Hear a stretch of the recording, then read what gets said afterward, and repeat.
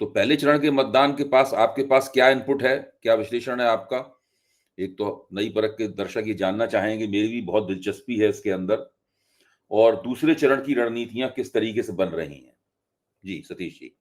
देखिए, पहला तो जरा सीमांचल वाले में बोल दें, हुँ, ये विरोधाभास है, भारतीय जनता पार्टी हुँ, का विरोधाभास है कि नीतीश कुमार अपनी सभाओं में हिंदू मुस्लिम यूनिटी और उनके द्वारा काम किए गए मुसलमानों के लिए इन सारी चीजों का पूरा बखान है तकरीबन हर सभा में। हुँ, और उनके मुंह से ये घुसपैठिया शब्द भी नहीं निकल सकता जितना मैं जानता हूं, और न निकला है न निकलेगा। हुँ, हुँ, तो मुझे नहीं लगता है कि ये रणनीति का हिस्सा है कि आप उस तरह की बात करें और हम इस तरह का बात करेंगे, मुझे नहीं लगता है। हुँ, ये वैचारिकता की बात है कि बीजेपी इस तरह की बात कर रही है और नीतीश जी अपने विचार, जो पुराना विचार है, उस पर वो हमको लगता है कि वो कायम है। मेरे ख्याल से उन्होंने इस मामले में समझौता नहीं किया है, तो ये विरोधाभास साफ झलकता है। अगर भारतीय जनता पार्टी वहां घुसपैठियों की ज्यादा बात करेगी तो वो मामला बिहार है, वहां पर ज्यादा चलने वाला है नहीं।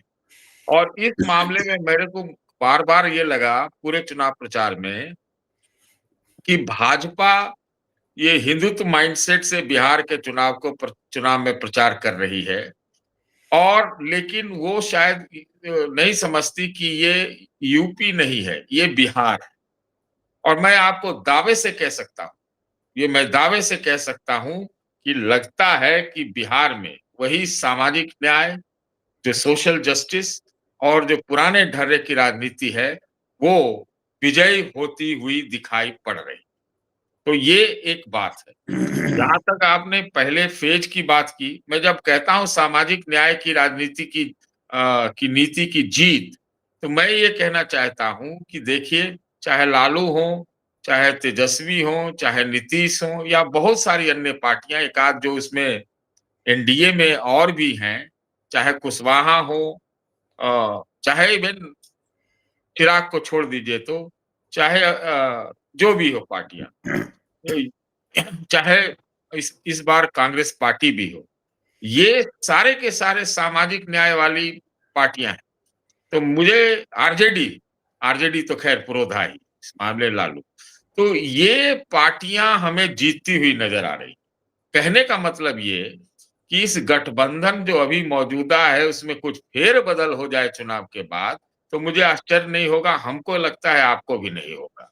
ये मैं एक सेफ कंक्लूजन ये निकाल सकता हूं।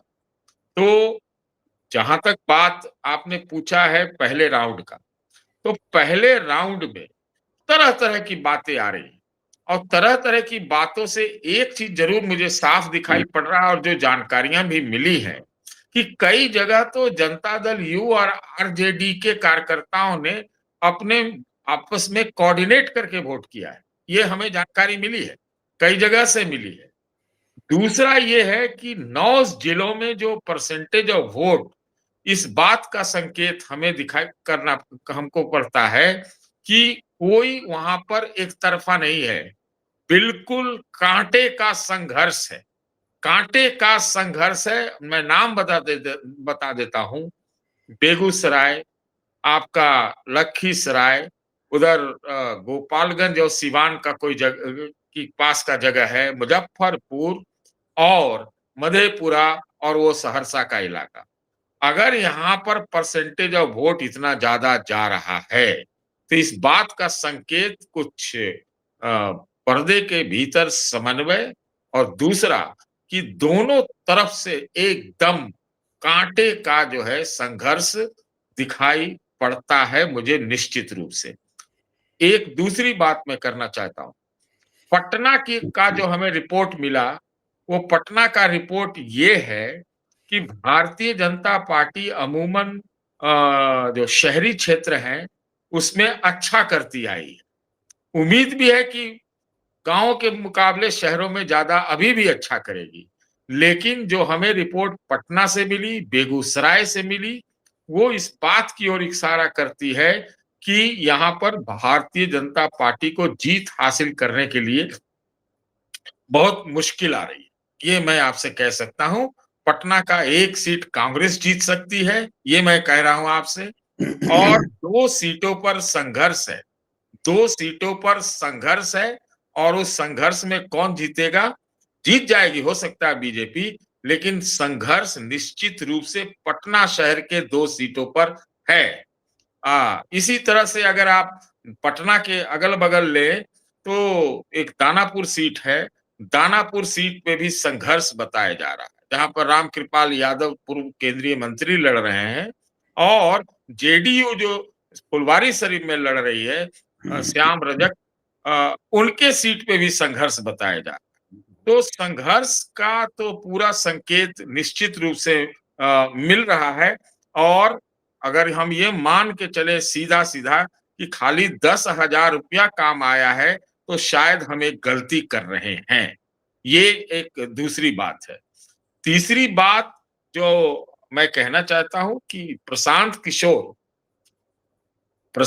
किशोर के वोटों ने मेरे अपने असेसमेंट उनको वोट आए हैं, खास तौर से गंगा के उस पार, कई कुछ खास इलाकों पे आया है। उनका प्रभाव आपको इधर गंगा के इस पार कम है, मैं देखा नहीं, मुझे सूझ नहीं रहा है। तो उधर कुछ जगह बताया गया है प्रभाव, अगर उनको वो वोट मिला है, तो मैं नहीं समझता हूँ कि ये जो है एकदम से उनको इतना मिल गया है कि वो एकदम सुपड़ा साफ कर देंगे, कुछ नहीं, ऐसा नहीं है। उनका वोट जो है बहुत निर्णायक साबित हो जाएगा। जी, और अगर तीसरा अगर आप सीमांचल का अभी जो इस फेज में 122 सीटों का जो वोट होने वाला है, तो ये एक ज़रूर बात है कि एक नीतीश जी को लेकर कोई नेगेटिव फैक्टर नहीं है। ये बात हम मानते हैं इस बात को। लेकिन नीतीश जी के लिए नेगेटिव फैक्टर नहीं है, तो क्या सारे एनडीए के लोगों के लिए नेगेटिव फैक्टर नहीं है? और क्या एनडीए के बीच में आपसी तालमेल समन्वय उतना मजबूत है या फिर एनडीए जेडीयू कुछ अपना रास्ता भी देख रही है? ये भी संभव है। तो बिहार में तो हम लोग देखते आए हैं कि गठबंधन कब बदल जाए, कौन किधर चला जाए, ये कह नहीं सकते। तो स्थितियां यही है कि जो अभी तक रिपोर्ट हमें मिली है, उसमें प्रथम राउंड में, फर्स्ट राउंड में भाजपा उतना अच्छा नहीं कर पाई है और ये कई लोगों ने मुझे ये बात बोली। तो हमें थोड़ा उसको तवज्जो देना पड़ेगा और अगले राउंड में भी अगर हम देखें, तो अगले राउंड में अ, देखिए, छोड़िए उसको बात को, अगले राउंड में भी महागठबंधन इतना कमज़ोर नहीं है मेरी समझ से, लेकिन नीतीश भी कमज़ोर नहीं है, वो भी है एक साथ-साथ। तो ये हमको मोटा-मोटी समझ में आ रहा है। जी। देखिए, आपने जो अपना विस्तृत वक्तव्य रखा, मेरे सवाल जिसके 2 हिस्से थे, उनके जवाब में, उसमें आपने एक बहुत ही अहम बात कही जो कि बिहार के भविष्य की तरफ इशारा करती है। और वो न केवल बिहार के फौरी भविष्य की तरफ इशारा करती है, बल्कि दूरगामी भविष्य की तरफ भी उ इशारा करती है। और वो ये है कि इस चुनाव में आपको सामाजिक न्याय की ताकतों की जीत होते हुए दिखाई पड़ती है। जी, चाहे वो पाले के इस तरफ हों या पाले के उस तरफ हों। ये जी। मेरे ख्याल से जो आपका जो वक्तव्य है, ये वक्तव्य बहुत महत्वपूर्ण है। अगर अगर यही अगर ऐसा होता है, ज़ाहिर है चुनाव का परिणाम तो मतदाताओं का विशेषाधिकार है, हम लोग उसमें हस्तक्षेप नहीं कर सकते। अगर ऐसा होता है, तब तो और ऐसा तभी होगा जबकि भारतीय जनता पार्टी इस चुनाव में एनडीए के भीतर पिछड़ जाए। और और अच्छी खासी पिछड़ हुँ, जाए, नीतीश कुमार आगे निकल, क्योंकि सब ज़्यादा दू उसके बाद पार्टी नीतीश कुमार की है। नीतीश कुमार उसमें आगे निकल जाएँ, थोड़ा चिराग पासवान को भी चपत लगे थोड़ी-सी, क्योंकि वो भाजपा के साथ मिले हुए हैं। अगर ये होता है एनडीए के भीतर, फिर तो ऐसा लगता है ऐसे कि बिहार में पूर्व समाजवादियों की, वर्तमान समाजवादियों की और सामाजिक न्यायवादियों की कोई राष्ट्रीय सरकार भी बन सकती है। राष्ट्रीय सरकार को कोट एंड कोट में रख के पेश कर रहा हूँ। देखिए, हाल के वर्षों में ही 2 बार बनी है। हुँ। दो बार बनी है, तो तीसरी बार नहीं बनेगी, ये तो हम लोग कोई गारंटी से नहीं कह सकते। ये गारंटी ही हो जाएगा, पहली बात। दूसरी बात, देखिए इसमें आप युवा को भी जोड़ लीजिए, युवा को भी जोड़ लीजिए, और महिलाओं का जो वोट है, जिसके बारे में बड़ी चर्चा चल रही है, तो वो भी तो एक पुराने समाजवादी के नाम पर ही ज्यादा पड़ा होगा, ऐसा अगर पड़ा है तो, पड़ा भी है, ऐसा है, वो नीतीश कुमार। तो गठबंधन बदल जाए तो गठबंधन बदल जाए। देखिए इसमें एक बहुत बड़ी पेच ये है कि जिस प्रकार से नीतीश जी के नाम का प्रधानमंत्री के लेवल से ऐलान तक नहीं हुआ, प्रधानमंत्री के लेवल से। कहीं भारतीय जनता पार्टी ने पहले लेजिस्लेचर पार्टी के विधायक दल चुनेगा नया मुख्यमंत्री, ऐसा कहा। उसके बाद कुछ उनको जब पता लगा कि नहीं, ये नीतीश जी का जोर तो है, तो आप भी कह रहे थे कि कटआउट लग रहे हैं नीतीश जी के सभाओं की मांग की जा रही है, वगैरह वगैरह। तो आखिर ये क्यों? क्या नीतीश जी पुरोधा हैं हिंदुत्व के? नहीं है। ठीक है, हिंदुत्ववादी शक्तियों के साथ इस वक्त हैं, तो क्या वो समाजवादियों के साथ नहीं रहे, जातिवादियों के साथ नहीं रहे, मंडल पॉलिटिक्स नहीं की? और का जातिक जनगणना का तो सेहरा उनके नाम बंधेगा ही, तरह तरह के उन्होंने रिजर्वेशन दिए। तो अभी ये हमें कुछ ऐसा दिखाई पड़ रहा है कि अब सब कुछ सामान्य रहा, कोई इस प्रकार की कोई असाधारण चीजें ना हो, मतलब उसमें कदाचार का, भ्रष्टाचार का, चुनावी भ्रष्टाचार आदि आदि का अगर नहीं हुआ, नहीं हुआ, नहीं हुआ, बार बार कहना पड़ेगा, तो ये संभव है कि भारतीय जनता पार्टी नंबर 3 पे ही रहेगी। ये नंबर दो और नंबर 1 की लड़ाई मेरे हिसाब से ये आरजेडी 143 सीट पे लड़ रही है, और जेडीयू आश्चर्यजनक रूप से आगे आई है।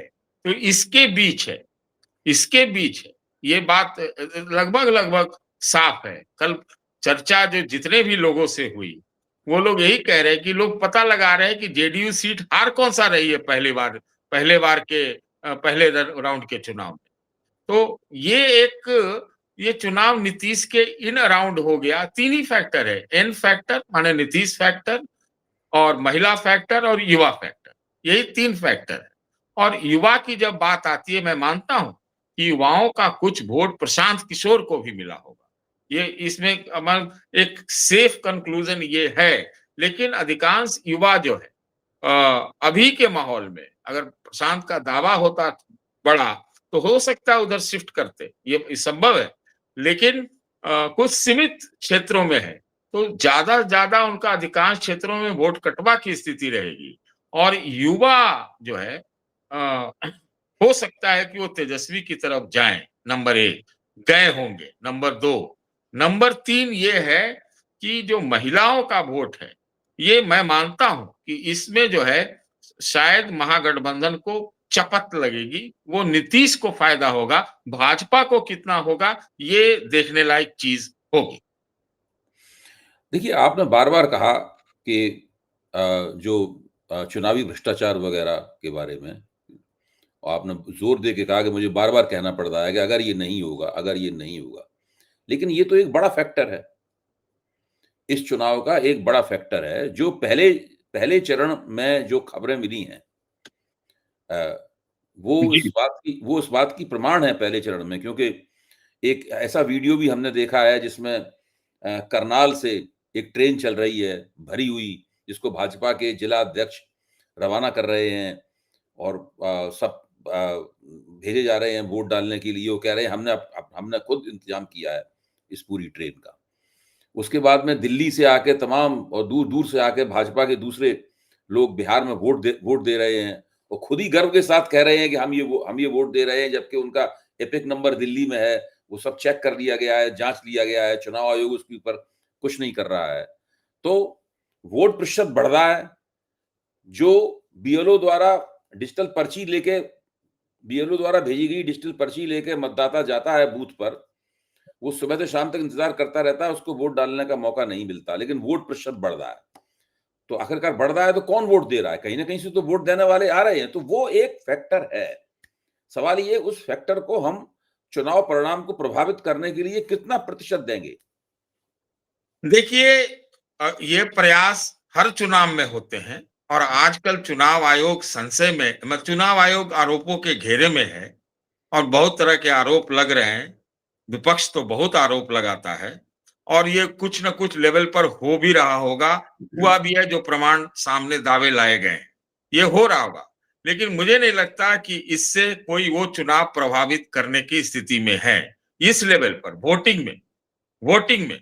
अब गिनती में इधर-उधर और कुछ हो जाए तो हम नहीं कह सकते, हुँ, क्योंकि मूड माहौल भी एक चीज़ होती है और मूड माहौल में उसको बदलना शायद उतना संभव नहीं है। मैं तो कहता हूँ कि चुनाव आयोग के लिए अपने प्रतिष्ठा को पुनर्स्थापित करने का ये अंतिम मौका है मैं कहूँगा। यह अंतिम मौका है कि वो इस बार कम से कम अच्छे अंपायर और अच्छे रेफरी का काम करे, तो करना चाहिए उसको। तो लेकिन जब पूरे एकदम से लूट-लाट का तो स्थिति बन नहीं रही है, तो थोड़े-मोड़े तो ये होते रहे हैं, होता आया है, मैंने खुद अपनी आँखों से भी देखा है, पिछले ही साल 24 में भी देखा था, है ना? तो ये है कि आप करनाल से कितना भी ले जाइए लोग, कितना आप ले जाएँगे? ले कितना जाएँगे? और क्या गारंटी है कि जो ले गए हैं उनको उन्होंने आप ही को वोट दे दिया है, जो ले गए हैं। ये नहीं है कोई गारंटी। देखिए बिहार का मतदाता मैं 40-45 साल से देख रहा हूँ। वो अपना जो है खुद स्वामी होता है, एक चीज़ समझ लीजिए और वो आपको बेवकूफ़ भी बना देगा। ये आप समझ लीजिए वो काम वही करेगा जो उसके मन में है, जो उसके दिमाग में है ना? आप उसको बहुत सेवा शुश्रूषा कर दीजिए, सब कुछ कर दीजिए, लेकिन उसमें भी हो सकता है कि आप 100 लोग ऐसे ले गए, तो हो सकता है कि उसमें 70 लोग बदल जाएँ। आप उसको समझ रहे हैं कि मेरे साथ है, हो सकता है वो बदल जाए। ऐसी इससे मैं इनकार नहीं करता।